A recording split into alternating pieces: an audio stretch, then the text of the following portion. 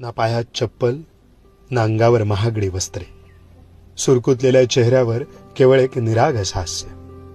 आयुष्यभर कष्टाने झिजवलेल्या या हातात पद्मश्री पुरस्कार देऊन राष्ट्रपती हा आजीचा गौरव का करतायत? कर्नाटकाच्या कोकणपट्ट्यात अंकोला तालुक्यातील तुलसी गौडा यांनी आजपर्यंत लाखो झाडांची रोपटी रुजवून जंगल पुन्हा उभे केले. Living encyclopaedia of the forest म्हणून ओळखली जाणारी तुलसी झाडांशी बोलते. जंगलात कधी, कसे, कुठे आणि नेमके कोणते झाड लावावे याचे एखाद्या पर्यावरण तज्ज्ञालाही मागे टाकेल इतके ज्ञान तिला आहे.